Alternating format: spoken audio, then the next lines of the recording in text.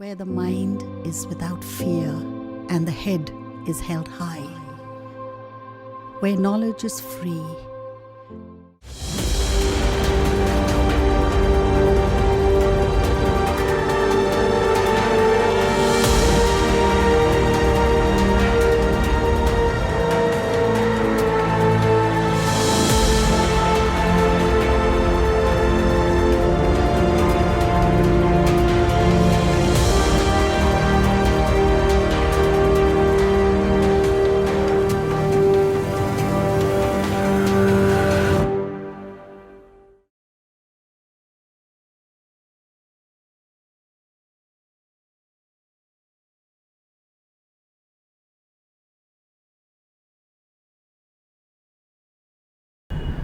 আজকে আমরা class 12-এর philosophy আলোচনা করব।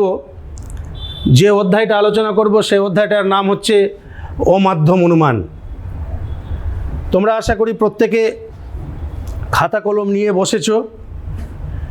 আমার পড়া চলাকালীন সময়ে যে বিষয়গুলো তোমরা মনে করবে আমাদের খাতায় লিখে নেওয়া দরকার আছে, নোট করে নেওয়া দরকার আছে, সেগুলো ধীরে ধীরে তোমরা লিখে নেওয়ার চেষ্টা করবে। কারণ এই লজিকের বিষয়গুলো কিছু কিছু জিনিসগুলো আছে যেগুলো লিখে রাখা খুব জরুরি। শোনার পরে হয়তো তোমাদের নাও মনে থাকতে পারে। এই কারণে প্রথমে তোমাদের আমি এই কথাটা বলে দিলাম। আজকের যে আমাদের আলোচ্য বিষয় অমাধ্যম অনুমান। তো অমাধ্যম অনুমান জানার আগে আমাদের বিষয়টা একটু ক্লিয়ার হয়ে যেতে হবে। অনুমান কি, যদিও এগুলো অনুমান কি এটা তোমাদের পূর্বের ক্লাসে আলোচনা হয়েছে, তাও আমি এখানে একবার তোমাদেরকে মনে করিয়ে দেওয়ার জন্য একবার আলোচনা করে নিচ্ছি। তো অনুমান, এর আগে পূর্বের ক্লাসেও বলা হয়েছিল যে অনুমান হচ্ছে এক ধরনের মানসিক প্রক্রিয়া যার সাহায্যে আমরা পূর্ব জ্ঞানের ভিত্তিতে নতুন কোনো তত্ত্ব বা নতুন কোনো তথ্য সম্পর্কে জ্ঞান লাভ করতে পারি, তাকেই বলা হচ্ছে অনুমান। কি বললাম? যে অনুমান হচ্ছে এক ধরনের মানসিক প্রক্রিয়া যার সাহায্যে আমরা পূর্ব জ্ঞানের ভিত্তিতে নতুন কোনো তত্ত্ব বা তথ্য সম্পর্কে একটা জ্ঞান লাভ করতে পারি বা পরিষ্কার ধারণায় হাজির হতে পারি, তাকেই বলা হচ্ছে অনুমান। যেমন মেঘ বৃষ্টির সম্পর্ক তোমাদের জানা আছে। একটা উদাহরণ বলি আর কি। মেঘ বৃষ্টি,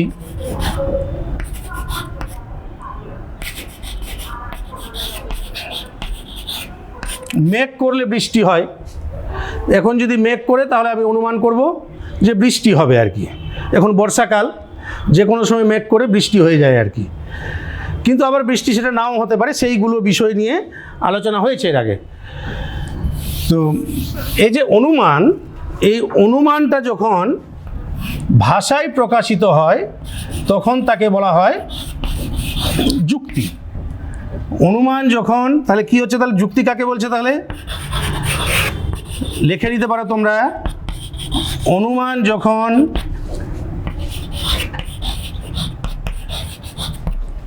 ভাষায় প্রকাশিত হয়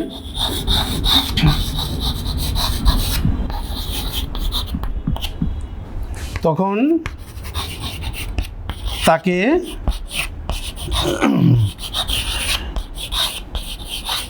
যুক্তি বলে।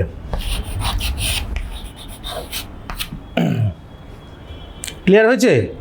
দেখো, অনুমান যখন ভাষায় প্রকাশিত হয় তখন তাকে বলা হয় যুক্তি। এটা সহজ সংজ্ঞা। আরেকটা সংজ্ঞা বলা যেতে পারে, যে ভাষাগত কাঠামোর মধ্যে এক বা একাধিক বচনকে যুক্তিবাক্য হিসাবে গ্রহণ করা হয় এবং তার বা তাদের ভিত্তিতে একটি নতুন সিদ্ধান্ত গঠন করা হয়, তখন তাকে বলা হয় যুক্তি। এই যুক্তিতে দুটো জিনিস থাকে, যে একটা হচ্ছে যুক্তিবাক্য আর একটা হচ্ছে সিদ্ধান্ত। যুক্তিটা কাকে বলা হলো তাহলে?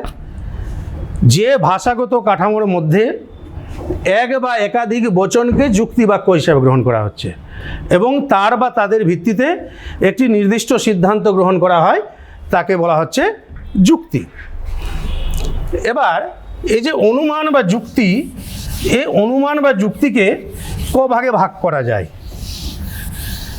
এই অনুমান বা যুক্তিকে প্রথমত দুটো ভাগে ভাগ করা হচ্ছে। একটা হচ্ছে অবরোহ অনুমান বা অবরোহ যুক্তি, অবরোহ অনুমান বা অবরোহ যুক্তি, আর একটা হচ্ছে আরোহ অনুমান বা আরোহ যুক্তি। এই অবরোহ অনুমানকে আবার ভাগ করা হয়, আরোহ অনুমানকে আবার ভাগ করা হয়। তো এই যে বিভিন্ন প্রকারগুলো আর কি, এই প্রকারগুলো আমি একটু কীরকমভাবে এই অনুমানের বিভাগগুলো রয়েছে আমি একটু প্রজেক্টরে তোমাদেরকে একটু দেখিয়ে দিচ্ছি। প্রজেক্টরের দিকে তোমরা একটু নজর রাখো।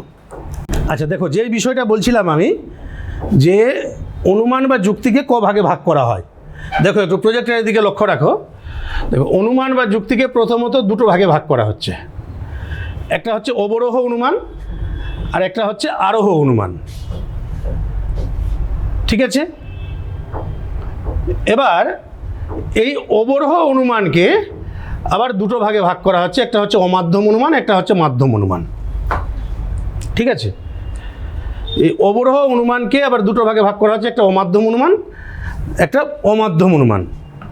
এই যে দেখো, এখানে দেখো, যে ক্লিয়ার করে দেখো, অবরোহ অনুমানটাকে দেখো, শুধু অবরোহ অনুমানটাকে এখানে নিয়ে আসা হয়েছে।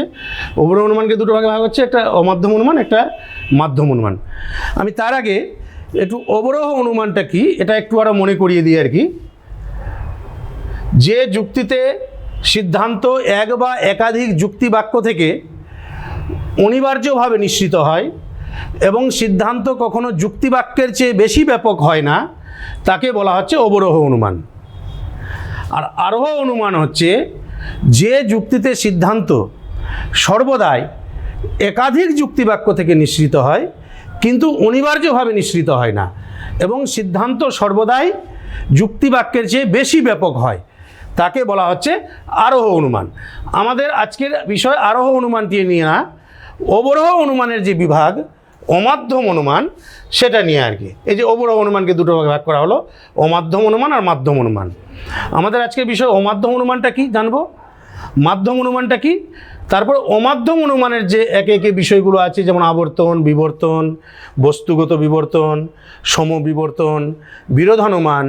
এই অধ্যায়ে এই যে বিষয়গুলো, আমাদের প্রথম আবর্তনটা আমরা একে একে আলোচনা করব, তারপরে বিবর্তন হবে, তারপরে বস্তুগত বিবর্তন হবে, তারপরে সমবিবর্তন হবে। তো ক্লিয়ার তাহলে?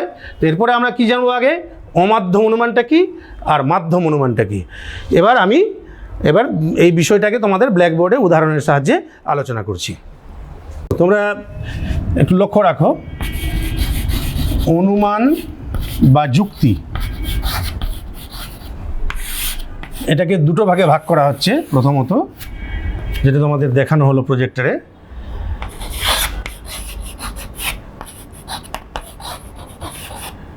অবরোহ অনুমান আর একটা হচ্ছে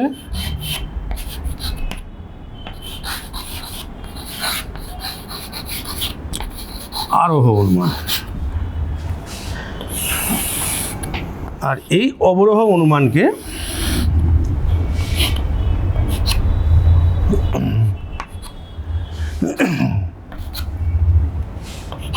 দুটো ভাগে ভাগ করা হচ্ছে। দেখো খেয়াল করো, একটা হচ্ছে অমাধ্যম অনুমান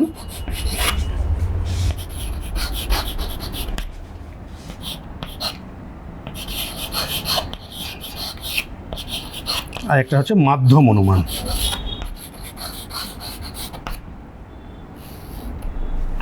আচ্ছা দেখো, তো অবরোহ অনুমান আর অনুমান আমরা ক্লিয়ার হয়ে গেছি, পরিষ্কার হয়ে গেছি ধারণা সম্পর্কে। যে অমাধ্যম অনুমানটা কি এবার আর কি। তো অমাধ্যম অনুমানটা একটা অবরোহ অনুমান।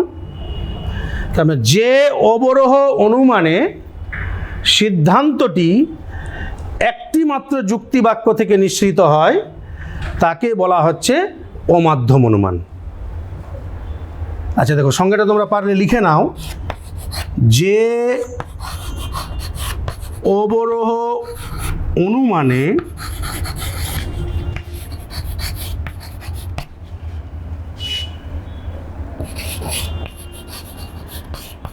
একটি মাত্র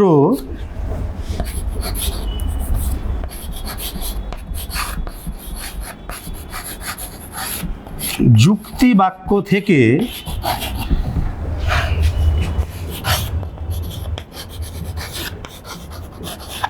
সিদ্ধান্তটি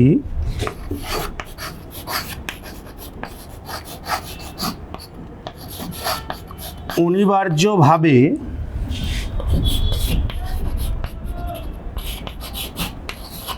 নিঃসৃত হয় তাকে অমাধ্যম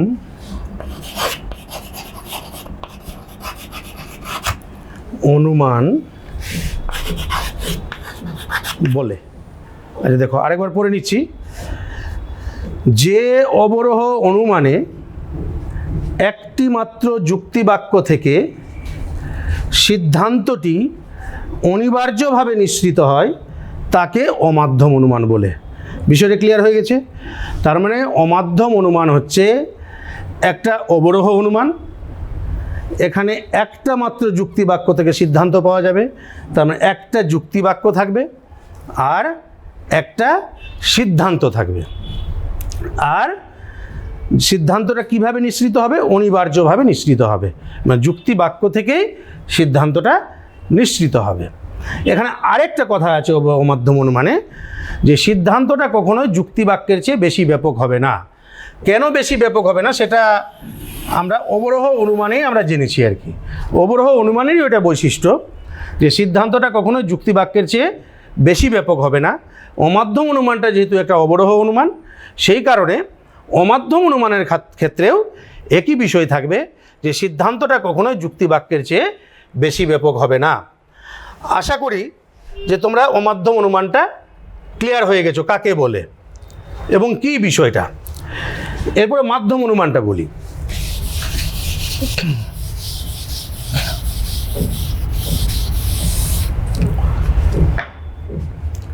মাধ্যম অনুমান যে অবরোহ অনুমানে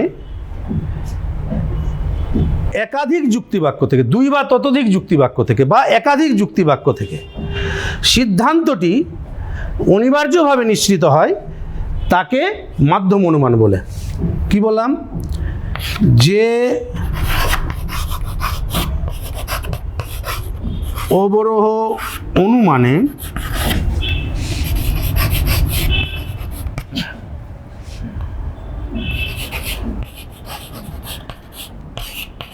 একাধিক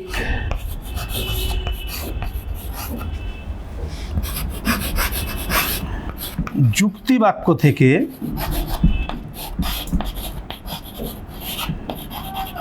সিদ্ধান্তটি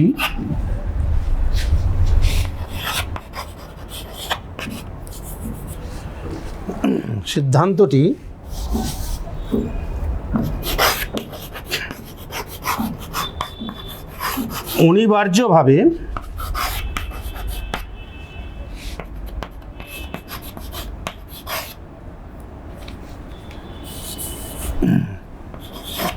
নিঃসৃত হয়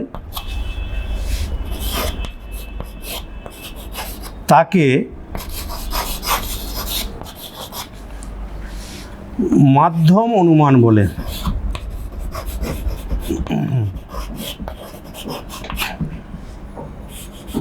আচ্ছা দেখো, যে অবরোহ অনুমানে একাধিক যুক্তিবাক্য থেকে, ওখানে ছিল অবরোহ অনুমানের অমাধ্যম অনুমানের ক্ষেত্রে ছিল একটি মাত্র যুক্তিবাক্য, মানে একটা যুক্তিবাক্য থাকবে আর একটা সিদ্ধান্ত থাকবে, মাধ্যম হিসাবে অন্য কোনো যুক্তিবাক্য থাকবে না, এই জন্য এর নাম হচ্ছে অমাধ্যম। তো একাধিক যুক্তিবাক্য আর মাধ্যম অনুমানে কি হচ্ছে? একাধিক যুক্তিবাক্য, মানে একের অধিক, দুটো থাকতে পারে, তিনটে থাকতে পারে, মানে মাধ্যম হিসাবে এক বা একের বেশি যুক্তিবাক্য থাকবে, সেই কারণে এর নাম হচ্ছে মাধ্যম অনুমান। তার একাধিক যুক্তিবাক্য থেকে সিদ্ধান্তটি অনিবার্যভাবে নিঃসৃত হয় তাকে বলছে মাধ্যম অনুমান। এখানে একটু বিষয় বলে নিই যে অমাধ্যম অনুমান আর মাধ্যম অনুমান। তাহলে অমাধ্যম অনুমানে কি দেখলাম? যে অমাধ্যম অনুমানে একটা যুক্তিবাক্য, এখানে একাধিক যুক্তিবাক্য, মানে একটা যুক্তিবাক্য থেকে সরাসরি সিদ্ধান্ত আসছে, মানে এখানে মাধ্যম থাকছে না। এই কারণেও একে বলা হচ্ছে ও মাধ্যম, মানে ও মানে নাই, মানে কোনো মাধ্যম নাই। ক্লিয়ার? আর এখানে মাধ্যম অনুমানে মাধ্যম থাকছে, মানে মাঝে আলাদা যুক্তিবাক্য থাকছে। যেমন ধরো এই কলমটা আমার বন্ধুর কলম আছে।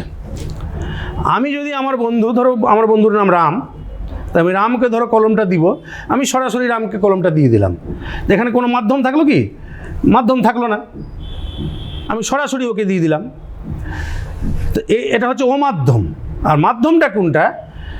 যদি ধরো এই কলমটা আমি আমার বাড়ি নিয়ে চলে এসেছি, তো আমি শ্যামের সঙ্গে দেখা, আমি বললাম যে শ্যাম, রামের কলম আছে, তুই রামকে গিয়ে দিয়ে দে আর কি। তা শ্যাম এখানে মাধ্যম হিসাবে কাজ করলো, মানে মাঝে কোনো কেউ থাকছে মাধ্যম হিসাবে, এই জন্য একে বলা হচ্ছে মাধ্যম অনুমান।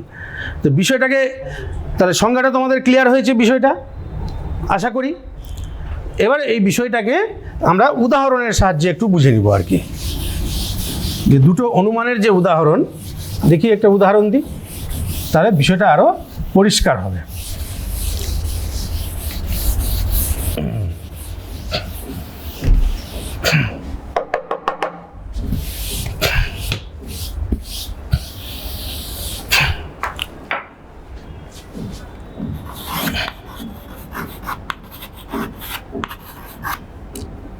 অমাধ্যম অনুমান।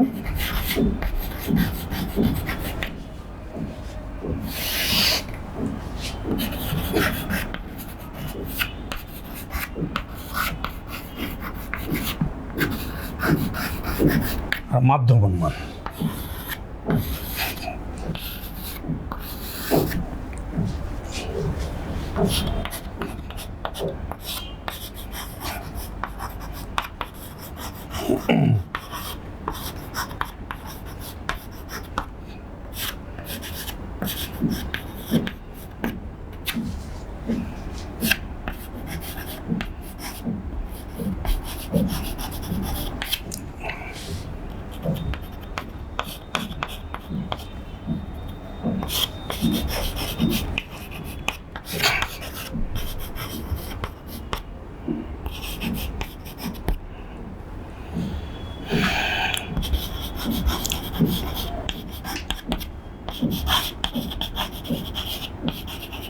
দেখো অমাধ্যম অনুমানের উদাহরণটা লিখলাম, কোনো মানুষ নয় দেবতা, আর কোনো দেবতা নয় মানুষ।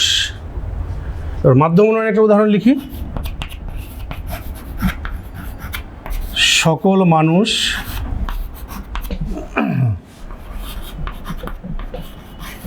হয় মরণশীল।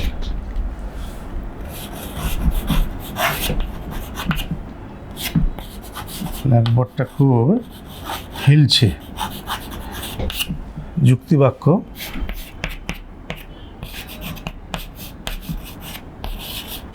রাম হয় মানুষ, এটা আরেকটা যুক্তিবাক্য।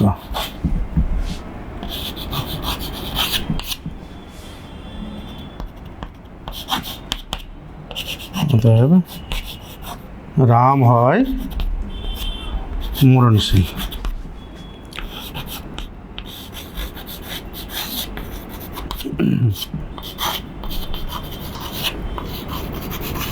সিদ্ধান্ত। দেখো দুটো অনুমানের উদাহরণ লিখেছি। অমাধ্যম অনুমানের উদাহরণ লিখলাম, কোনো মানুষ নয় দেবতা, অতএব কোনো দেবতা নয় মানুষ। এটা হচ্ছে যুক্তিবাক্য, এটা হচ্ছে সিদ্ধান্ত। মাধ্যম অনুমানের ক্ষেত্রে সকল মানুষ হয় মরণশীল, রাম হয় মানুষ, অতএব রাম হয় মরণশীল। এখানে হচ্ছে দুটো যুক্তিবাক্য আর একটা সিদ্ধান্ত। দেখো যে অমাধ্যম আর মাধ্যম অনুমানের যে দুটো উদাহরণ দেওয়া হলো, এখানে দেখো একটা যুক্তিবাক্য আছে আর একটা সিদ্ধান্ত আছে, মানে যুক্তিবাক্য থেকে সিদ্ধান্তটা সরাসরি চলে এসছে। এখানে মাধ্যম হিসাবে আলাদা কোনো যুক্তিবাক্যের প্রয়োজন হয়নি। তাহলে অমাধ্যম অনুমানে কি থাকবে? তাহলে একটা যুক্তিবাক্য আর একটা সিদ্ধান্ত। আর মাধ্যম অনুমানের ক্ষেত্রে কি হয়েছে দেখো, মাধ্যম অনুমানের ক্ষেত্রে দেখো একটা যুক্তিবাক্য থেকে সরাসরি সিদ্ধান্ত আসেনি, দুটো যুক্তিবাক্যের উপরে নির্ভর করে তারপরে এই সিদ্ধান্তটা পাওয়া গেছে। যেমন দেখেন এখানে বলা হয় যে সকল মানুষ হয় মরণশীল, রাম হয় মানুষ, অতএব রাম হয় মরণশীল। তার মানে কি, রাম একজন মানুষ তবে রাম হয় মরণশীল। এই যে রাম হয় মানুষ, এই যে যুক্তিবাক্যটা, এই যুক্তিবাক্যটাকে বলা হচ্ছে মাধ্যম যুক্তিবাক্য। মাধ্যম যুক্তিবাক্য, এই যে মাধ্যম যুক্তিবাক্যের প্রয়োজন হচ্ছে, সরাসরি সকল মানুষ থেকে মরণশীল থেকে রাম হয় মরণশীল কিন্তু আসা হয়নি, এই যুক্তিবাক্যটা মাধ্যম হিসাবে কাজ করেছে, এই জন্য একে বলা হচ্ছে মাধ্যম অনুমান। এবার আশা করি ক্লিয়ার হয়ে গেছে তোমরা যে মাধ্যম অনুমান আর অমাধ্যম অনুমানটা কি, এই সম্পর্কে তোমাদের কোনো প্রশ্ন আশা করি নেই আর কি। তো এবার যদি এখান থেকে যদি প্রশ্ন হয় আর কি যে মাধ্যম অনুমান অমাধ্যম অনুমান কাকে বলে, তাহলে তোমরা পারবে। মাধ্যম অনুমান কাকে বলে, তাহলে তোমরা পারবে। যদি বলা হয় অমাধ্যম অনুমান এর দুটো বৈশিষ্ট্য লেখো, তাহলেও পারবে। কি কি লিখবো আমি, ধরো দুটো বৈশিষ্ট্য যদি বলা হয়, অমাধ্যম অনুমান একটা অবরোহ অনুমান, অমাধ্যম অনুমানে একটা যুক্তিবাক্য থেকে একটা সিদ্ধান্ত নিঃসৃত হয়, অনেকগুলো আছে। অমাধ্যম অনুমানে যুক্তিবাক্য থেকে সিদ্ধান্তটি অনিবার্যভাবে নিঃসৃত হয় ইত্যাদি।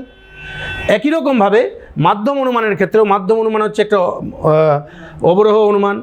মাধ্যম অনুমানে একাধিক যুক্তিবাক্য থেকে সিদ্ধান্ত নিঃসৃত হয়, মাধ্যম অনুমানে একাধিক যুক্তিবাক্য থেকে অনিবার্যভাবে সিদ্ধান্ত নিঃসৃত হয়, মাধ্যম অনুমানে সিদ্ধান্ত যুক্তিবাক্যের চেয়ে বেশি ব্যাপক হয়, বেশি ব্যাপক হতে পারে না ইত্যাদি।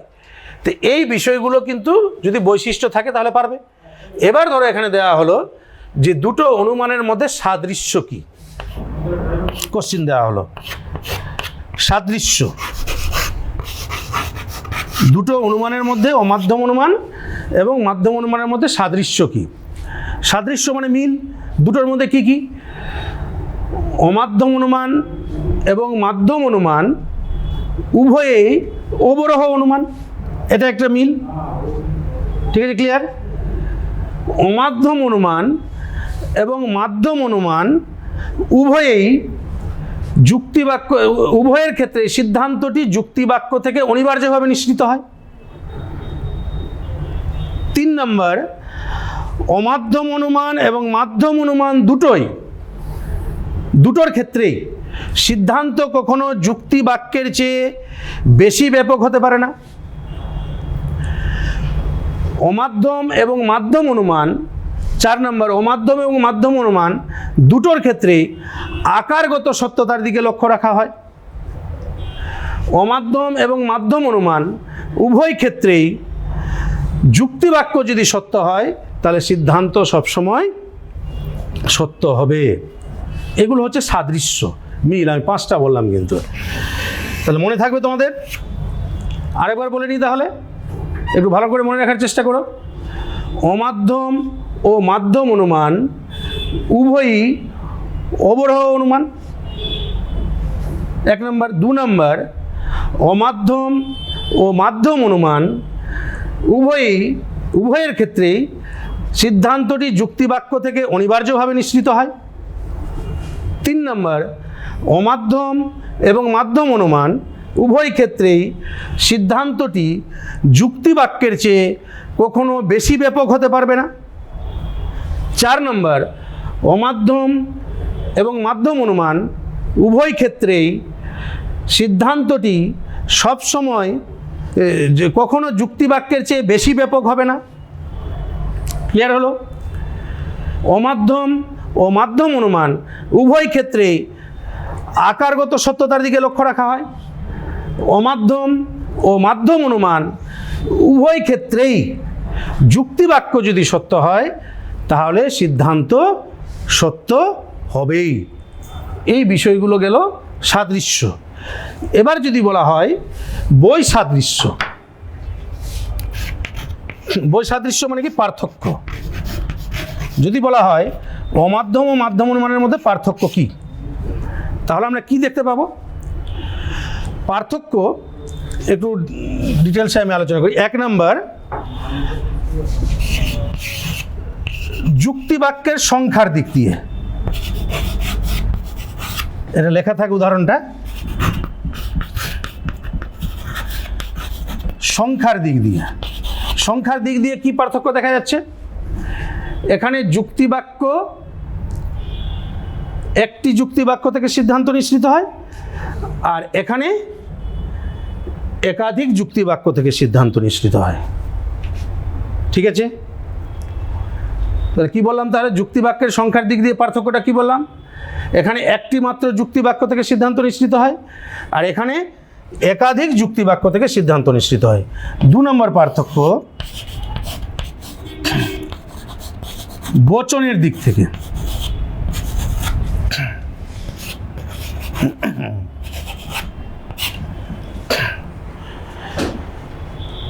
বচনের দিক থেকে কি? যে এখানে দুটো বচন থাকে, একটা যুক্তিবাক্য আর একটা হচ্ছে সিদ্ধান্ত। তাহলে কি বললাম? এখানে দুটো বচন থাকে, একটা যুক্তিবাক্য থাকে আর একটা সিদ্ধান্ত থাকে। মাধ্যম অনুমানের ক্ষেত্রে কি থাকে? একাধিক বচন থাকে। একাধিক বলাটা ভুল, মানে দুইয়ের বেশি থাকবে। ঠিক আছে, মানে দুটো যুক্তিবাক্য থাকবে, একটা সিদ্ধান্ত, মানে 3টে থাকবেই, 3টে বচন থাকবে, 3-এর বেশি থাকতে পারে। 3 নম্বর,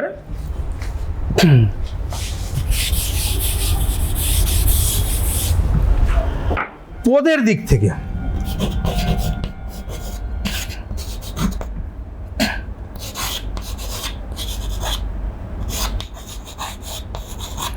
পদের দিক থেকে কি দেখো, এখানে অমাধ্যম অনুমানের ক্ষেত্রে 2টি পদ থাকে। দেখো, এটা উদ্দেশ্য পদ, এটা বিদেহ পদ। এখানে এটা হয়ে গেছে বিদেহ, এটা হয়ে গেছে উদ্দেশ্য।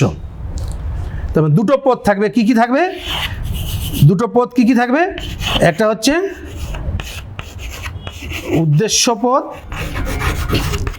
আর একটা হচ্ছে বিদেহ পদ। ক্লিয়ার হলো কি বিষয়টা? বুঝতে পারলে? যে পদের দিক দিয়ে বললাম কি, এখানে দুটো পদ আছে। দেখো, মানুষ, একটা পদ দেখো 2বার ব্যবহার হয়েছে। মানুষ এখানে আছে আর এখানে আছে, 2বার ব্যবহৃত হয়েছে। তখন মানুষ, দুটো মানুষ মিলে একটাই পদ। আর দেবতা দেখো 2বার আছে, তবে এখানে দুটো পদ থাকবে। আর মাধ্যম অনুমানের ক্ষেত্রে 3টে পদ থাকবে। 3টে পদ দেখো, রাম একটা পদ, মানুষ একটা পদ, আর মরণশীল হচ্ছে একটা পদ। ক্লিয়ার হলো? রাম একটা পদ, মানুষ একটা পদ, আর একটা হচ্ছে মরণশীল হচ্ছে একটা পদ। 3টে পদ। 3টে পদ কি কি? একটাকে বলা হয় পক্ষপদ, একটাকে বলা হয় সাধ্যপদ, আর একটাকে বলা হচ্ছে হেতুপদ। তাহলে পদের দিক দিয়ে কি দেখলাম? যে অমাধ্যম মানে দুটো পদ থাকে, একটা হচ্ছে উদ্দেশ্য পদ আর একটা হচ্ছে বিদেহ পদ। আর মাধ্যম অনুমানে 3টে পদ থাকে, একটা হচ্ছে পক্ষপদ, সাধ্যপদ আর হেতুপদ। এখানে দুটো পদ, একটা মানুষ একটা দেবতা, অন্য বচন অন্য যুক্তির ক্ষেত্রে অন্য থাকবে, আর এখানে 3টে পদ থাকবে। এরপর হচ্ছে 4 নম্বর পার্থক্য, যে সিদ্ধান্ত গঠনের দিক থেকে।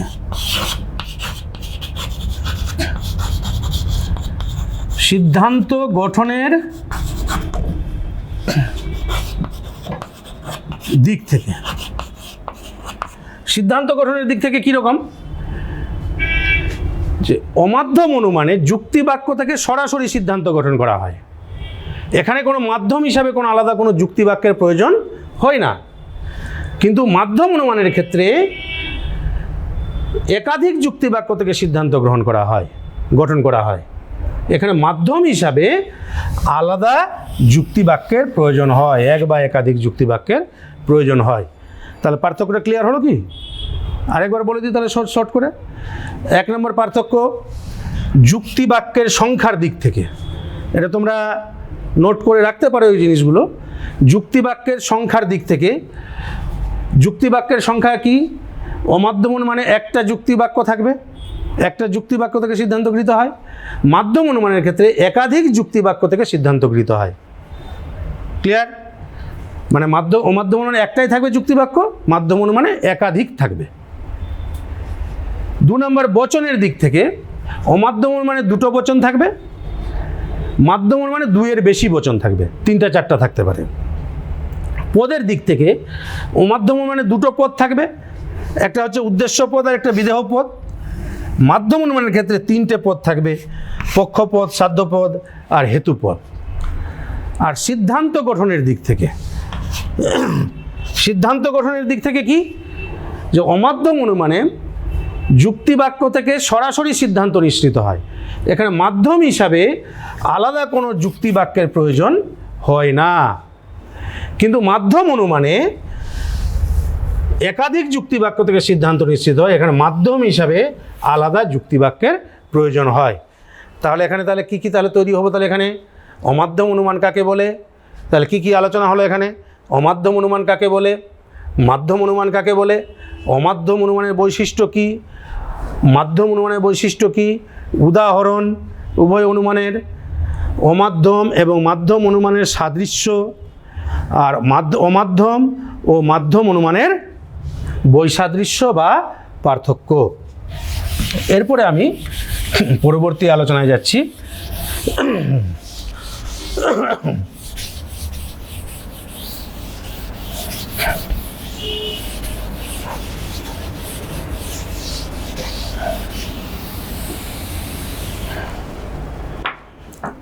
অমাধ্যম অনুমানের প্রকারভেদ।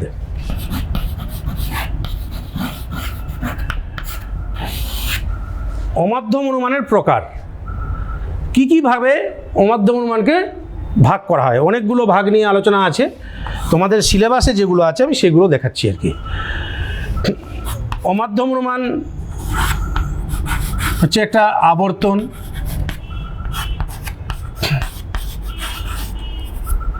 বিবর্তন, সমবিবর্তন,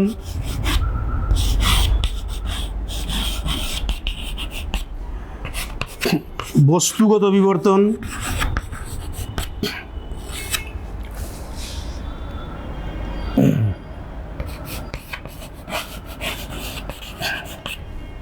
বিরোধানুমান,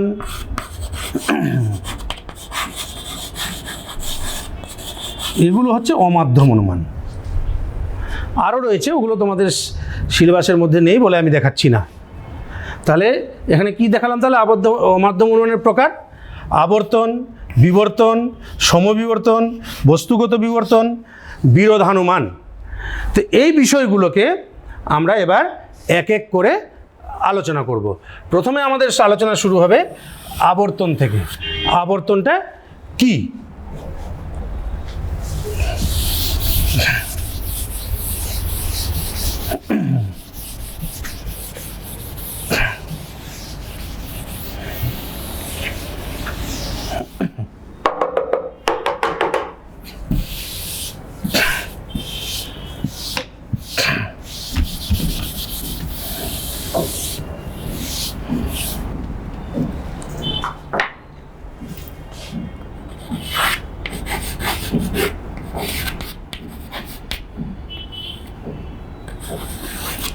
আবর্তন।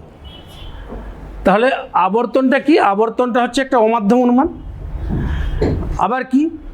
আবর্তনটা হচ্ছে একটা অবরোহ অনুমানও, তাই তো? আবর্তন একটা অমাধ্যম অনুমানও, আবার আবর্তন অবরোহ অনুমানে। তাহলে প্রথমে আমি আবর্তন কাকে বলে সেটা বলি আগে। যে অবরোহমূলক অমাধ্যম অনুমানে বিধিসঙ্গতভাবে যুক্তিবাক্যের উদ্দেশ্যকে সিদ্ধান্তের বিধেয় হিসাবে রাখা হয়, যুক্তিবাক্যের বিধেয়কে সিদ্ধান্তের উদ্দেশ্য হিসাবে রাখা হয় এবং যুক্তিবাক্য ও সিদ্ধান্তের মধ্যে গুণের কোনো পরিবর্তন করা হয় না, তাকে আবর্তন বলে। এবং খুব গুরুত্বপূর্ণ জিনিস আবর্তনটা। আবর্তনের সংজ্ঞাটাকে প্রথমে ভালো করে বুঝে নাও। আমি লিখে দিচ্ছি আর কি ব্ল্যাকবোর্ডে, তোমরা লিখে নিতে পারো আর কি। যে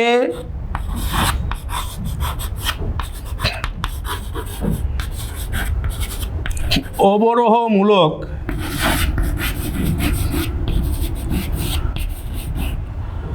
অমাধ্যম অনুমানে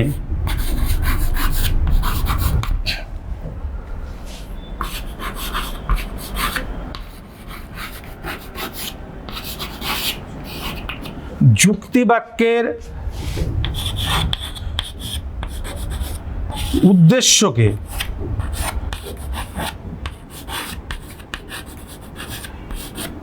সিদ্ধান্তের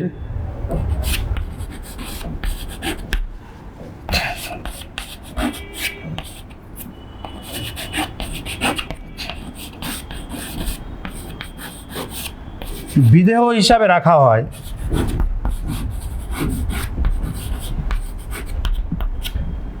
ব্ল্যাকবোর্ডটা খুব নড়ছে। যুক্তিবাক্যের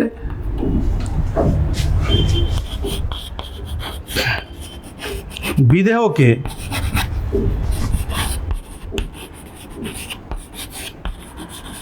সিদ্ধান্তের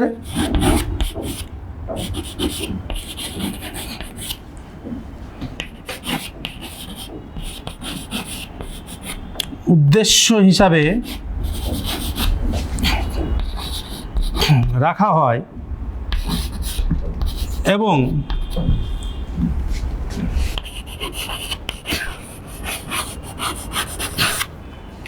যুক্তিবাক্য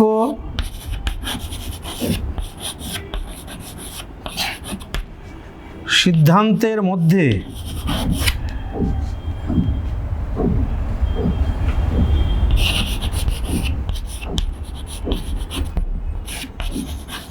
গুণের কোনো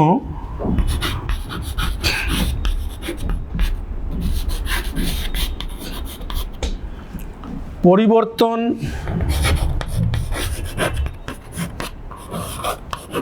করা হয় না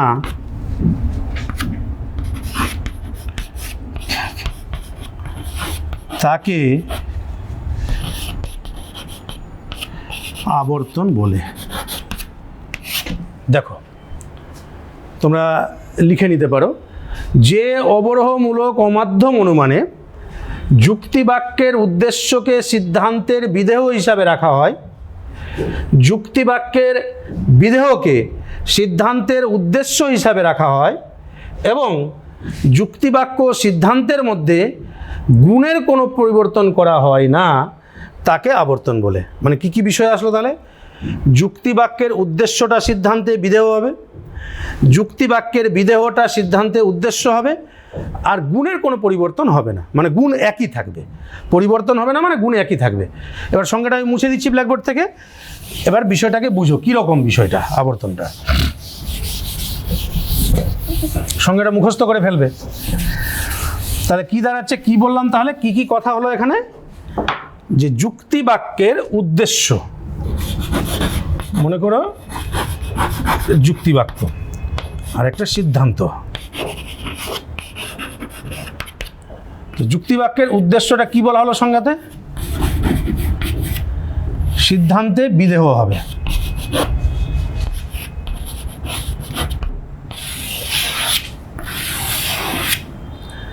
আর যুক্তিবাক্যের বিধেয়টা সিদ্ধান্তে হয়ে যাবে উদ্দেশ্য। সংজ্ঞাতে তাই বলা হয়েছে, তাই তো?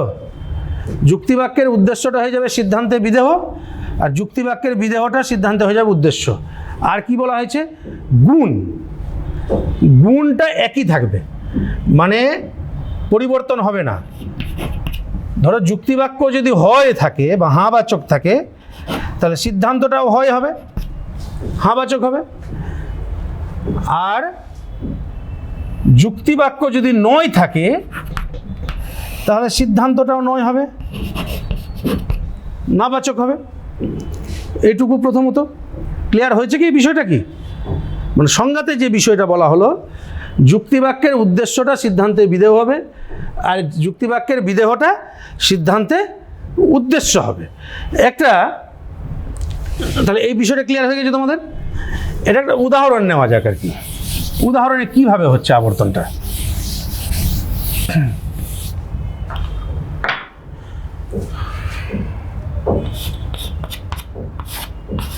একটা আই বচনের একটা উদাহরণ নিচ্ছি। কোনো দার্শনিক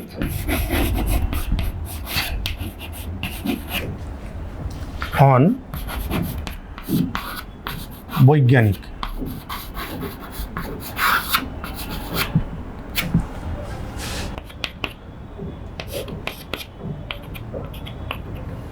যেহেতু অনুমান, এটা সবসময় সিদ্ধান্তটা অতএব দিয়ে লিখতে হবে।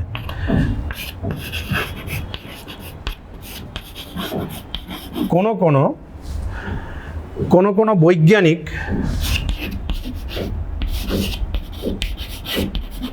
বৈজ্ঞানিকটা এটা অবশ্যই হবে।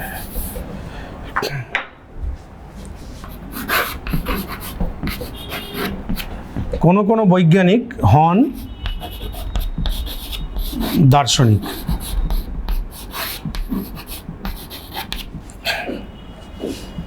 এটা হচ্ছে যুক্তিবাক্য।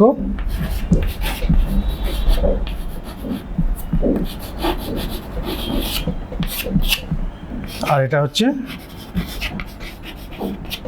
সিদ্ধান্ত। এখানে দেখো দার্শনিকটা উদ্দেশ্যপদ, এখানে দার্শনিকটা এখানে বিদেহ পদ হয়ে গেছে। যুক্তিবাক্যের উদ্দেশ্যটা সিদ্ধান্তে বিদেহ হবে, আর বৈজ্ঞানিকটা বিদেহ পদ, এটা দেখো এখানে উদ্দেশ্য পদ হয়ে গেছে, মানে বিদেহটা উদ্দেশ্য পদ হবে। ক্লিয়ার তাহলে সঙ্গে থেকে? আর গুণ একই থাকবে, পরিবর্তন হবে না। এখানে হন আছে বা হয়, এখানে হন বা হয়েছে। ক্লিয়ার কি এই বিষয়টা? কি আমরা সংজ্ঞাতে যা দেখলাম, তো সংজ্ঞাতে এইটুকু পর্যন্ত ঠিক আছে।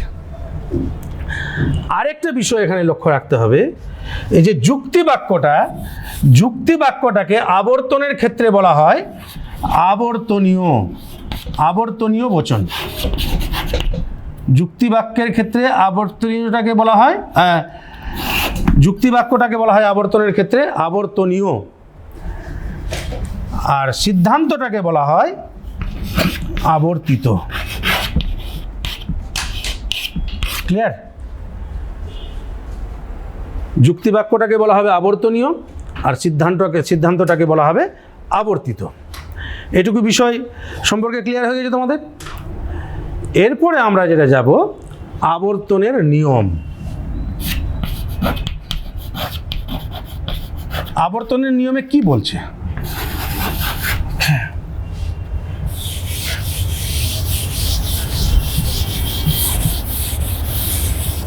নিয়মগুলোকে লিখে নিবে আর কি।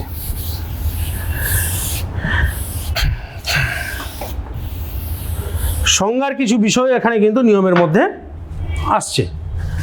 1 নম্বর নিয়ম হচ্ছে উদ্দেশ্য পদের নিয়ম।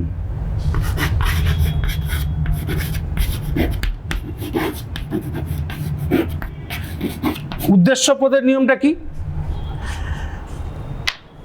তাহলে এবার আমি যুক্তিবাক্যটাকে আবর্তনীয় বচন বলছি, মানে আবর্তনীয় বচনের উদ্দেশ্য পদ, মানে যুক্তিবাক্যটাকে বলবো এবার আবর্তনীয়, যেহেতু আবর্তন করছি আর কি। আবর্তনীয় যেহেতু একটু আগে তোমাদের দেখালাম আর কি। আবর্তনের ক্ষেত্রে যুক্তিবাক্যটাকে বলা হচ্ছে আবর্তনীয়, আর সিদ্ধান্তটাকে বলা হচ্ছে আবর্তিত। তাহলে আবর্তনীয় বচনের উদ্দেশ্য পদ আবর্তিত বচনে বিদেহ পদ হবে। ক্লিয়ার? উদ্দেশ্য পদের নিয়মটা কি? আরেকবার বলছি, আবর্তনীয় বচনের উদ্দেশ্য পদ আবর্তিত বচনে বিদেহ পদ হবে। 2 নম্বর, বিদেহ পদের নিয়ম।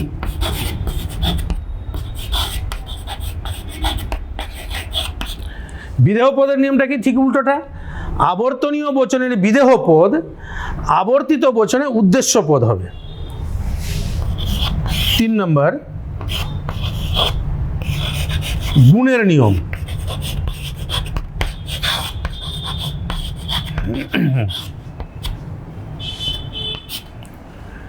গুণের নিয়মের ক্ষেত্রে কি আছে, যে আবর্তনীয় এবং আবর্তিত দুটো বচনের গুণ একই থাকবে।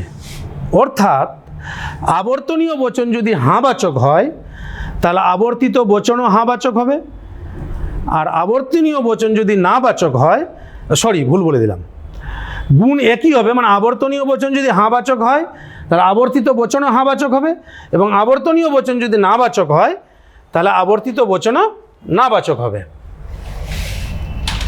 4 নম্বর,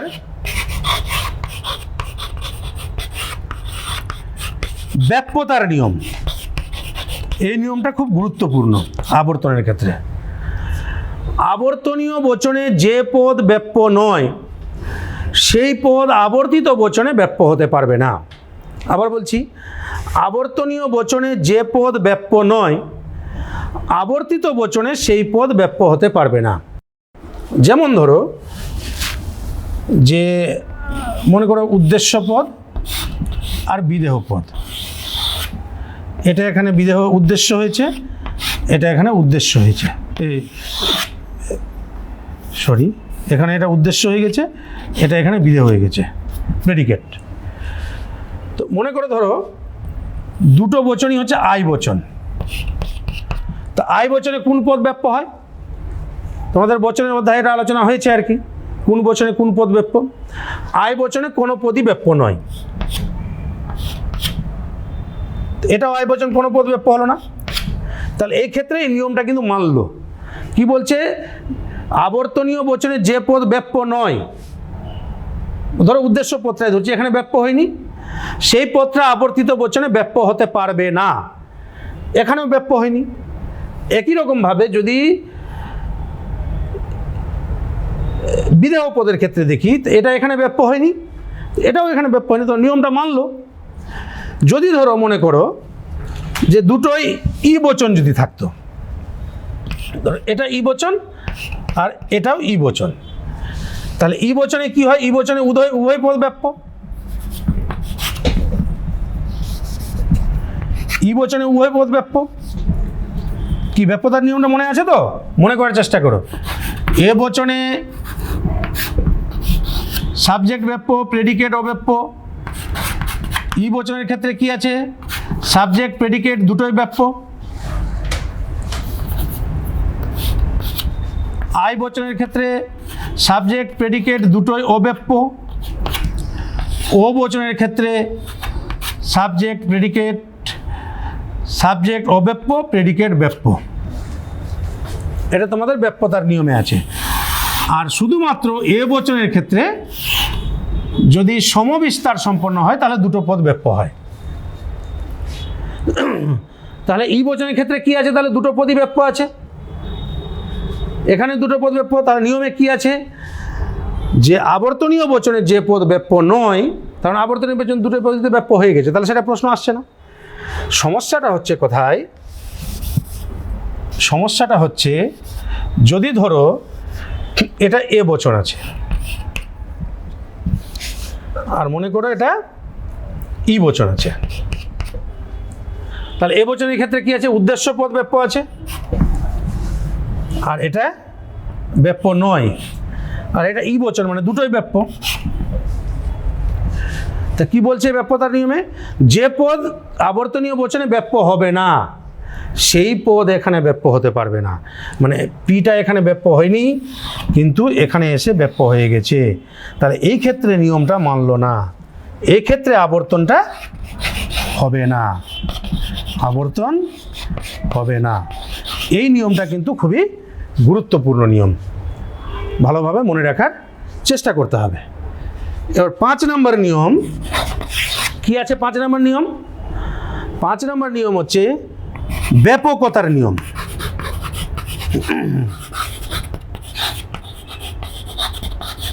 ব্যাপকতার নিয়ম, ব্যাপকতার নিয়মটা কি?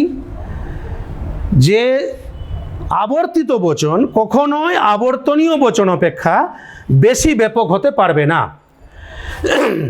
মানে এই বচনটা কখনোই এর থেকে বড় হতে পারবে না, সেটা অবরোহ অনুমানের ক্ষেত্রে, যেহেতু এটা অবরোহ অনুমান সেই ক্ষেত্রে।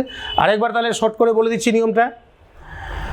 আবর্তনীয় প্রথম নিয়মটা হচ্ছে আবর্তনীয় বচনের উদ্দেশ্য পদ আবর্তিত বচনে বিদেহ পদ হবে। দ্বিতীয় নিয়ম, আবর্তনীয় বচনের বিদেহ পদ আবর্তিত বচনে উদ্দেশ্য পদ হবে। তৃতীয় ক্ষেত্রে আবর্তনীয় বচন এবং আবর্তিত বচনের গুণ একই থাকবে, অর্থাৎ আবর্তনীয় বচন যদি হাঁ হয় তাহলে আবর্তিত বচন না হবে, হাঁ হবে, আর আবর্তনীয় বচন যদি না হয় তাহলে আবর্তিত বচনও না হবে। ব্যাপ্যতার নিয়ম হচ্ছে যে পদ আবর্তনীয় বচনে ব্যাপ্য নয় সেই পদ আবর্তিত বচনে ব্যপ্য হতে পারবে না। যদি ব্যপ্য হয়ে যায় তাহলে সেই ক্ষেত্রে আবর্তনের নিয়ম লঙ্ঘিত হবে। 5 নম্বর, আবর্তিত বচন কখনোই আবর্তনীয় বচন অপেক্ষা বেশি ব্যাপক হতে পারবে না। এই বিষয়টাকে আমি এবার একটু প্রজেক্টরে তোমরা দেখে নাও, তাহলে ধারণাটা আরও ক্লিয়ার হয়ে যাবে। এখানে আবর্তনের একটা উদাহরণ দেওয়া আছে, এই উদাহরণটাই আমি লিখেছিলাম। কোনো দার্শনিক হয় বৈজ্ঞানিক, এটা আবর্তনীয় বচন। কোনো বৈজ্ঞানিক হয় দার্শনিক, আবর্তিত বচন। দেখো এখানে এরও চিহ্ন দিয়ে দেখিয়ে দেওয়া আছে দার্শনিকটা কিভাবে উদ্দেশ্য পদ থেকে বিদেহ পদ হয়েছে, আর বৈজ্ঞানিকটা কিভাবে বিদেহ পদ থেকে উদ্দেশ্য পদ হয়েছে। এখানে একই রকমভাবে সাবজেক্ট প্রেডিকেট করে এস পি করে দেখিয়ে দেওয়া আছে আশ্রয় বাক্য সিদ্ধান্ত। এস হচ্ছে সাবজেক্ট, পি হচ্ছে প্রেডিকেট। এবার নেক্সট স্লাইডে দেখো তোমাদের যে প্রথম যে নিয়মটা বলা হয়েছিল, প্রথম দুটো নিয়ম উদ্দেশ্য পদ এবং বিদেহ পদের নিয়ম, যেটা আমি ব্ল্যাকবোর্ডে তোমাদের দেখালাম। উদ্দেশ্য পদ আর বিদেহ, সাবজেক্ট প্রেডিকেট এস পি। দেখছি উদ্দেশ্যটা বিদেহ হয়েছে, বিদেহটা উদ্দেশ্য হয়েছে। দেখে নাও একটু ভালো করে লক্ষ্য করো যে আমি যেটা ব্ল্যাকবোর্ডে তোমাদের আলোচনা করলাম, এটা ছকের সাহায্যে এখানে দেখিয়ে দিচ্ছি তোমাদের সুবিধার্থে, তোমরা যাতে এটা ভালোভাবে বুঝতে পারো আর কি। খুব গুরুত্বপূর্ণ অধ্যায়। তো দেখো সাবজেক্টটা প্রেডিকেট হয়েছে, প্রেডিকেটটা সাবজেক্ট হয়েছে। তারপর নেক্সট স্লাইডটা লক্ষ্য করো। এই স্লাইডটাতে দেখো যে গুণের নিয়মটা, তৃতীয় নিয়ম, যেটা গুণের নিয়ম, যে ছকের মাধ্যমে আবর্তনের গুণের নিয়মের প্রকাশ। হয়টা হয়, মানে আবর্তনীয় বচন যদি হয় তাহলে আবর্তিত বচনও হয় হবে, আবর্তনীয় বচন যদি নয় হয় তাহলে আবর্তিত বচনও নয় হবে। ক্লিয়ার? এবার ব্যাপ্যতার নিয়মটার ক্ষেত্রে দেখো এখানে একটা উদাহরণ তুলে ধরা হয়েছে। ব্যাখ্যা 1, 1 নম্বর ব্যাখ্যা, আশ্রয় বাক্য সিদ্ধান্ত। দেখো এখানে দুটো পদ ব্যাপ্য আছে, এখানে দুটো পদ ব্যাপ্য আছে। নিয়মে কি ছিল? যুক্তি বাক্যে যে পদ ব্যাপ্য হবে না সেই পদ সিদ্ধান্তে ব্যাপ্য হতে পারবে না। এখানে দুটো পদই ব্যাপ্য হয়ে গেছে, মানে এইরকম যদি হয় তাহলে বৈধ।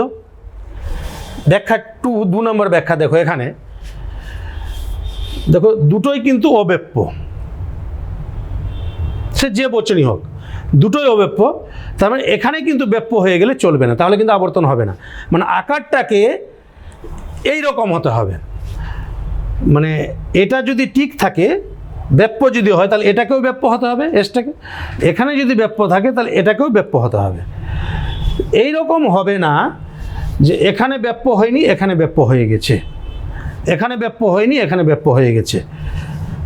আরেকটা দেখো ব্যাখ্যা 3, এটা দেখলে আরও একটু পরিষ্কার হবে। আশ্রয় বাক্য ব্যাপ্য হয়েছে, সিদ্ধান্ত ব্যাপ্য হয়েছে, ঠিক। দেখো লক্ষ্য করো একটু, আশ্রয় বাক্যে ব্যাপ্য হয়েছে, সিদ্ধান্তে ব্যাপ্য হয়নি, এটাও ঠিক। আশ্রয় বাক্যেও ব্যাপ্য হয়নি, সিদ্ধান্তেও ব্যাপ্য হয়নি, এটাও ঠিক। একমাত্র ভুল হবে এটাই, আবর্তন হবে না, যে আশ্রয় বাক্যে ব্যাপ্য না হয় আর সিদ্ধান্তে যদি ব্যাপ্য হয়ে যায়। যে এটাকে মাথায় যদি রাখো তাহলে ব্যাপ্যতার নিয়মটা কোনো ক্ষেত্রেই ভুল হওয়ার সম্ভাবনা থাকবে না। একমাত্র এই জায়গাটাকে মনে রাখবে, যাতে আবর্তনীয় বচনে ব্যাপ্য না হয়ে কোনো পদ সিদ্ধান্তে ব্যাপ্য হয়ে যায়। যদি হয়ে যায় তাহলে সেক্ষেত্রে কিন্তু খেয়াল রাখতে হবে এটার আবর্তন হবে না। এবারে আমরা দেখব যে চারটে যে বচন, চারটে নিরপেক্ষ বচন এই আয়ও, এই চারটে নিরপেক্ষ বচনকে কিভাবে আবর্তন করা যায় আমরা এবার ব্ল্যাকবোর্ডে সেটা দেখব। আচ্ছা দেখো,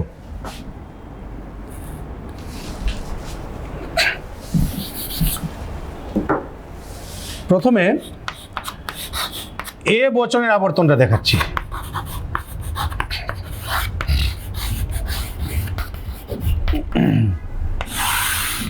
এ বচনের একটা উদাহরণ নিই।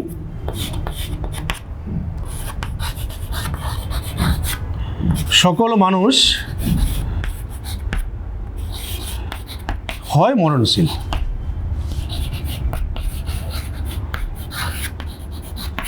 এটা হচ্ছে আবর্তনীয় বচন।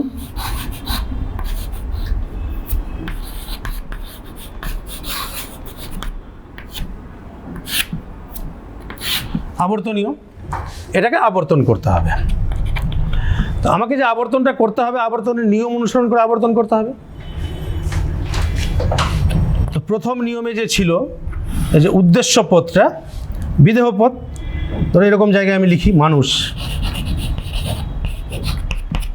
আর মরণশীলটাকে এদিকে আনলাম মরণশীল।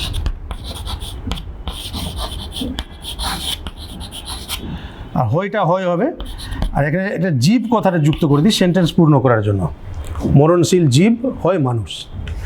তো এবার এটা এ বচন বলে সকল আছে, এটা কি বচন হবে? তো প্রথমত আবর্তনের যে 3 নম্বর নিয়ম, গুণটা 1 রাখতে হবে। তো গুণটা যদি 1 রাখি তাহলে ই আর ও কিন্তু হবে না। কারণ ই আর ও হবে না কেন?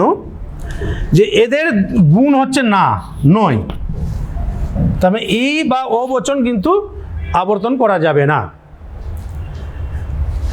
তাহলে আমার আবর্তনটা হয় এ বচন বা আই বচনে দেখতে হবে। আমি যদি ধরো এটাকে এ বচন যদি করি তাহলে সকল মরণশীল জীব হয় মানুষ, এটা দাঁড়াচ্ছে সকল মরণশীল জীব হয় মানুষ। এখানে মানুষটা এখানে এসছে, আর এটা মরণশীলটা এখানে এসছে। এখানে মরণশীল জীব, তোমরা যদি মনে করো এখানেও মরণশীল জীব লিখে নিতে পারো, কোনো অসুবিধা নেই। দুটো একই যদি রাখতে চাও, না লিখলেও কোনো অসুবিধা নেই। তাহলে এবার ব্যাপ্যতার ক্ষেত্রে দেখি যে এ বচনে কোন পদ ব্যাপ্য। তার প্রথম দুটো নিয়ম হয়েছে, মানুষ উদ্দেশ্য পদ বিদেহ পদ হয়েছে, বিদেহ পদ উদ্দেশ্য পদ হয়েছে, গুণ একই আছে। তিনটে নিয়ম কিন্তু একেবারে ঠিক আছে। কিন্তু ব্যাপ্যতার নিয়মটা দেখো, এখানে এ বচনে উদ্দেশ্য পদ ব্যাপ্য, বিদেহ পদ অব্যাপ্য।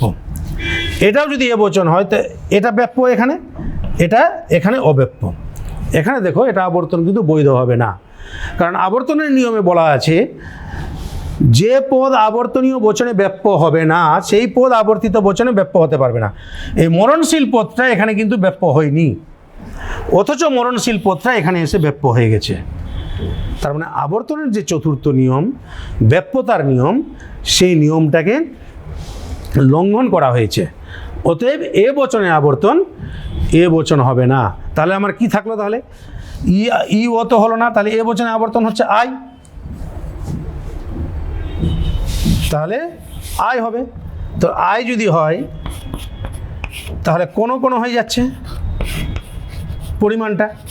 তো কোনো মরণশীল জীব হয় মানুষ।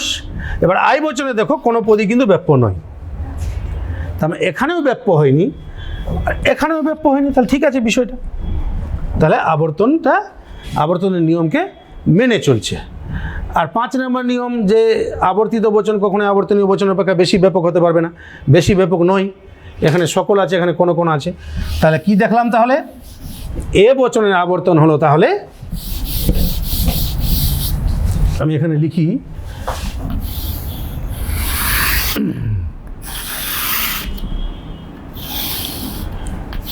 এ বচনের আবর্তন হলো তাহলে আই।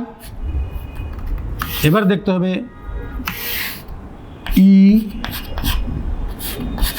ই এর আবর্তন কি হবে, আই এর আবর্তন কি হবে, আর ও এর আবর্তন কি হবে।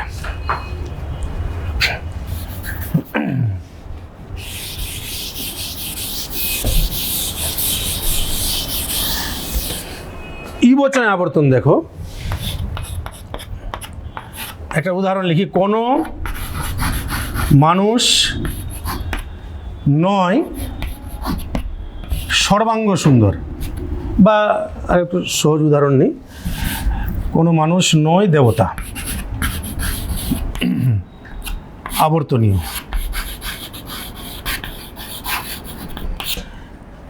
এটার ক্ষেত্রে আমি যদি আবর্তন যদি করি তাহলে কি দাঁড়াচ্ছে যে ই বচনের আবর্তন এ আর আই কিন্তু হবে না, কারণ এটা হচ্ছে হাবাচক। তাহলে আমি প্রথমে ইটাকে চেষ্টা করি, তাহলে ই বচনে লিখব কোনো দেবতাটাকে যদি এদিকে নিয়ে আসি, কোনো দেবতা, গুণটা নয় মানুষ। এখানে এটা ব্যাপ্য আছে, এটা ব্যাপ্য আছে, উদ্দেশ্য বিদেহ পদ হয়েছে, বিদেহ পদ উদ্দেশ্য পদ, গুণ একই আছে। আর এটা তো দেখো এটাও ব্যাপ্য, এটাও ব্যাপ্য, সবটাই ব্যাপ্য আছে। অতএব ব্যাপ্যতার নিয়মটা লঙ্ঘন করা হয়নি, ব্যাপ্যতার নিয়মটা এখানে মেনে চলেছে, তাহলে এই আবর্তনটা বৈধ হয়েছে। ঠিক আছে, তাহলে কি দেখলাম, ই বচনে আবর্তন হচ্ছে ই। একই রকমভাবে আই বচনে আবর্তন এটা করে দেখি।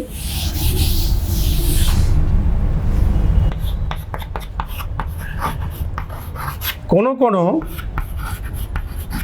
সাপ হয় বিষধর, আবর্তনীয়।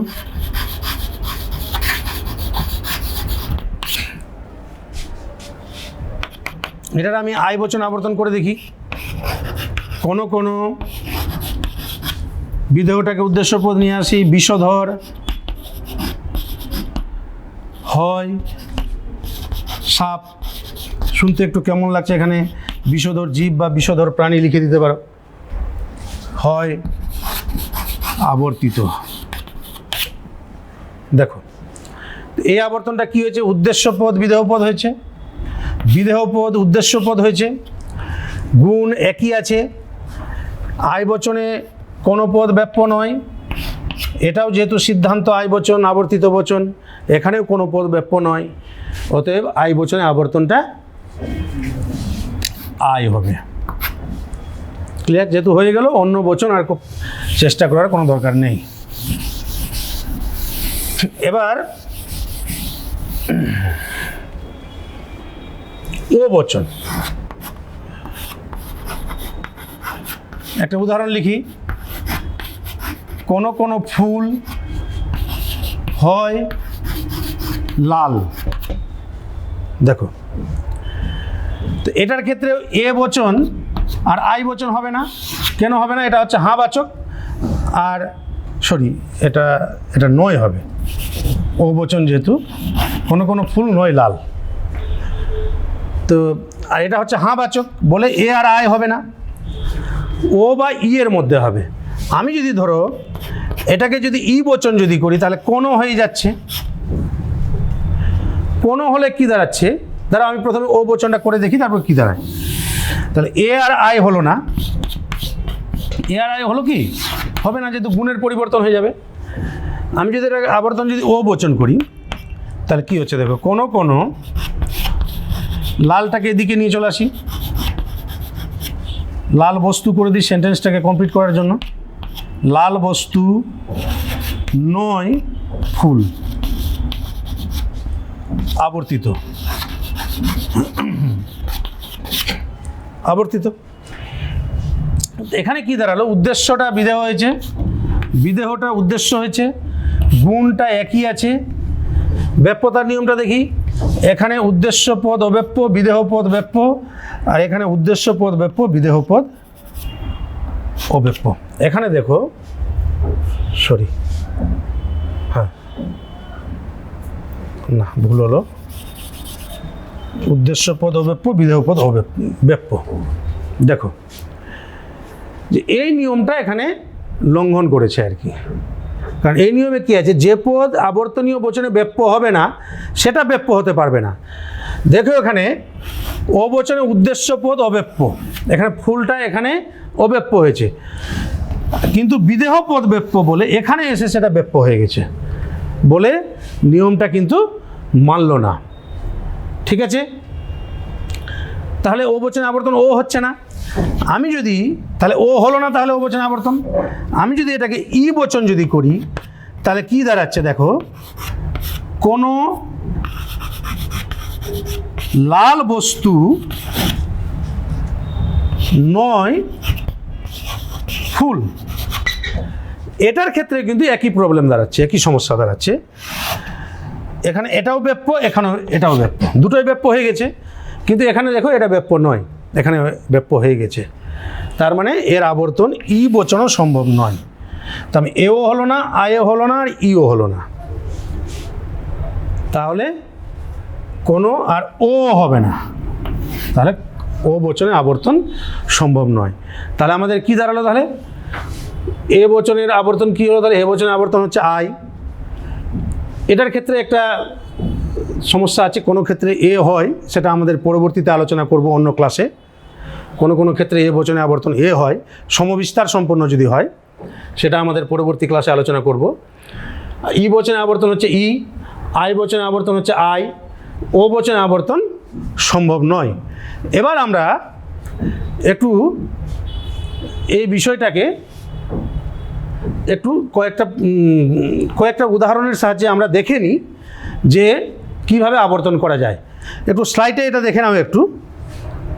আচ্ছা, দেখো, যেটা তোমাদের আমি বললাম আর কি, যে আবর্তনের নিয়মগুলো প্রয়োগ করে যা দাঁড়ালো, তাহলে এ বচনে আবর্তন কি হচ্ছে? তাহলে এ বচনে আবর্তন হচ্ছে আই, ই বচনে আবর্তন হচ্ছে ই। এটাকে মাথায় রাখবে, এ বচনে আবর্তন কোনো ক্ষেত্রে এ হয়, সেটা পরের ক্লাসে আমি বুঝাবো। আই বচনে আবর্তন হচ্ছে আই, আর ও বচনে আবর্তন সম্ভব নয়। এই বিষয়টাকে কিন্তু মাথায় রেখে আমাদেরকে আবর্তন করতে হবে আর কি। এবার আমি কয়েকটা তোমাদের উদাহরণের সাহায্যে দেখিয়ে দিচ্ছি কিভাবে আবর্তন করা যাবে, যদিও বেশি সময় নেই আর কি, মাত্র 2-1টা উদাহরণ দিয়ে দেখাবো আর কি। এবার একটু ব্ল্যাকবোর্ডের দিকে চোখ রাখো। দেখো, এবার আমরা কয়েকটা বচনকে আবর্তন করব। কোশ্চিন থাকবে পরীক্ষাতে তোমাদের, যে নিম্নলিখিত বাক্যগুলিকে যুক্তি বিজ্ঞানসম্মত বচনে রূপান্তরিত করো এবং তাদেরকে আবর্তিত করো বা আবর্তন করো। তা আমি 1 নম্বর উদাহরণে একটা দেখি। দেখো, প্রত্যেকটি পুস্তক মূল্যবান। এটার প্রথমে কাজ কি হচ্ছে? এটা হচ্ছে একটা বাক্য, এটার প্রথম কাজ হচ্ছে এটাকে বচনে রূপান্তরিত করা। তো এটার বচনটা কি? প্রত্যেকটি, আর হাঁ বাচক, তাহলে এটা এ বচন হবে। তারপর সকল পুস্তক হয় মূল্যবান।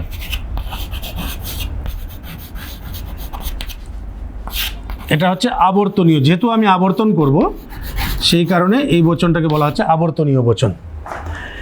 এবার আবর্তন কি করব এটাকে দেখো। এবার তোমরা এই ছকটার দিকে তাকাবে। এ বচনে আবর্তন কি করা আছে? আই করা আছে। আমি সোজাসুজি আই লিখে দিলাম। আয়ের পরিমাণটা কি? কোনো বিদেহপত্রা উদ্দেশ্যতে আসবে, এখানে মূল্যবান। বাক্যটাকে কমপ্লিট করার জন্য বস্তু কথাটা লিখে দিতে পারো, মূল্যবান বস্তু। গুণটাতে একই থাকবে, হয় পুস্তক। আবর্তিত। আচ্ছা, দেখো, সকল পুস্তক হয় মূল্যবান, কোনো মূল্যবান বস্তু হয় পুস্তক। এটা আবর্তন আমার হয়ে গেল কমপ্লিট। এইটুকু কাজ, খুব বেশি যে পরিশ্রম তা কিন্তু না, একটু মাথায় রেখে করতে হবে শুধু। আরেকটা উদাহরণ লিখি।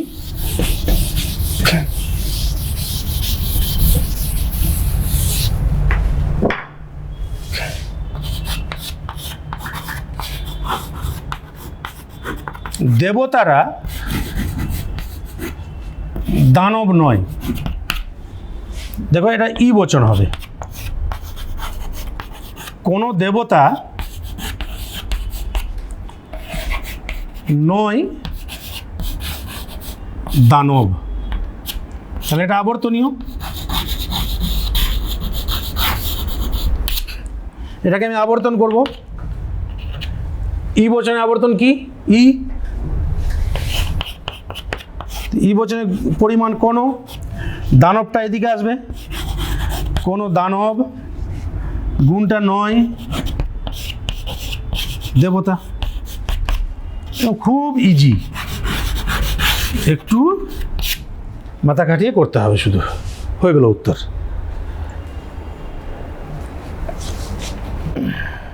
ঠিক আছে, মুছে দিচ্ছি এটা, তোমরা পারলে এগুলো লিখে নাও।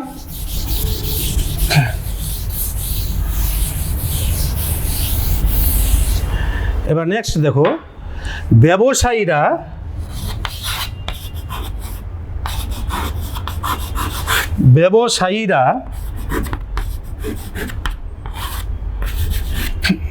কদাচিৎ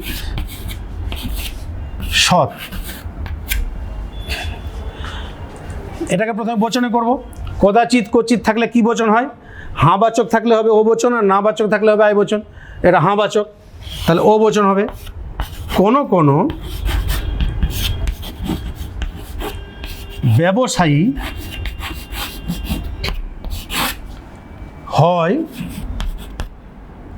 নয় সৎ। এটা আবর্তনীয়, এটা হচ্ছে আবর্তনীয়। এবার দেখো ও বচন আছে, তো ও বচনে আবর্তন কি হবে? ক্রস। ও বচনে আবর্তন হবে না। তাহলে কি লিখবো আমি এখানে? ও বচনের আবর্তন সম্ভব নয়। ও বচনে আবর্তন সম্ভব নয়। ঠিক আছে, এবার এই কটা আমি আলোচনা করলাম। এরপরে তোমরা বাড়িতে তোমাদের তোমাদের বই আছে, অনুশীলনী দেখবে। আমি কয়েকটা তোমাদের স্লাইডে কয়েকটা দেখিয়ে দিচ্ছি অনুশীলনী। আরেকটা বিষয় এখানে বলে দিই, তোমাদের এই অধ্যায় থেকে যে কোশ্চিন হবে, এই অধ্যায় থেকে কোশ্চিন হবে তোমাদের শর্ট অ্যান্সার টাইপ কোশ্চিন হবে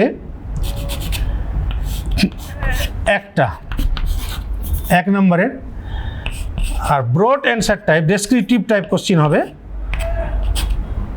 একটা 8 নম্বরের কোশ্চিন। টোটাল 9 নম্বরের কোশ্চিন থাকবে। একটা বড় কোশ্চিন তোমাদের এখান থেকে আসছে। অতএব এই অধ্যায়টাকে খুব গুরুত্ব সহকারে পড়তে হবে। এবার কতগুলো বচনকে যে কিভাবে আমরা আবর্তন করব, কতগুলো উদাহরণ তোমাদের আমি দেখিয়ে দিচ্ছি স্লাইডে, তোমরা একটু ভালো করে দেখে নাও। আচ্ছা দেখো, যে এখানে কতগুলো উদাহরণ দেওয়া আছে যেগুলো আবর্তন। আমি এটা তো করে দিলাম, প্রত্যেকটি পুস্তক মূল্যবান। দেবতারা দানব নয়, ব্যবসায়ীরা কদাচিৎ সৎ হয়, তোমরা এগুলো খাতায় লিখে নিতে পারো।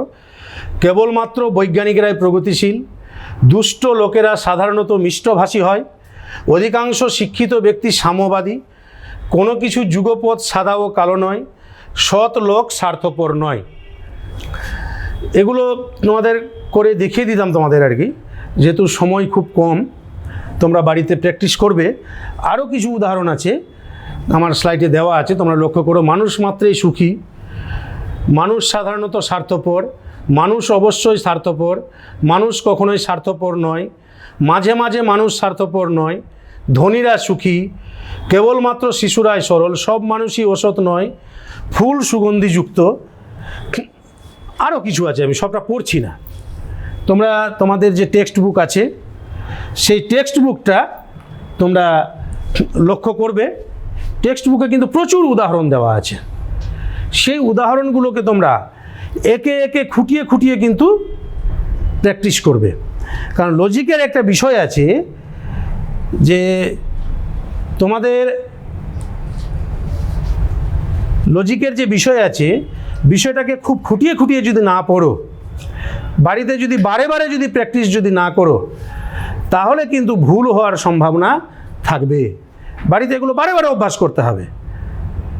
যেগুলো তোমাদের অসুবিধা হবে, তোমাদের বিষয় শিক্ষক রয়েছেন, তাদের সঙ্গে তোমরা যোগাযোগ করবে। সেই বিষয় শিক্ষক তোমাদের নিশ্চয়ই সেটা সমাধান করে দিবে আর কি। অবশ্যই সমাধান করে দিবে। আর বারে বারে প্র্যাকটিস করবে। কোনো অসুবিধা হলে সেটা আবার পুনরায় চেষ্টা করবে। আর এই সময়কালে তোমাদেরকে বারবার বলবো, যেটা তোমরা বাড়ির বাইরে খুব কম বেরোবে আর কি। নেহাত প্রয়োজন না থাকলে বাড়ির ভিতরেই থাকবে। আর পড়াশোনাটাকে কিন্তু বন্ধ করলে চলবে না, পড়াশোনার কাজটাকে চালিয়ে যেতে হবে। কারণ তোমাদের সামনেই কিছুদিন পরেই 2021 সালে তোমাদের উচ্চ মাধ্যমিক পরীক্ষা। কোনো রকমভাবে তোমরা ফাঁকি দেওয়ার চেষ্টা করবে না। তোমরা বাড়িতে থাকো, সবাই সুস্থ থাকো, ভালো থাকো। আবার তোমাদের সঙ্গে দেখা হবে। তোমাদের সবাইকে ধন্যবাদ জানাই।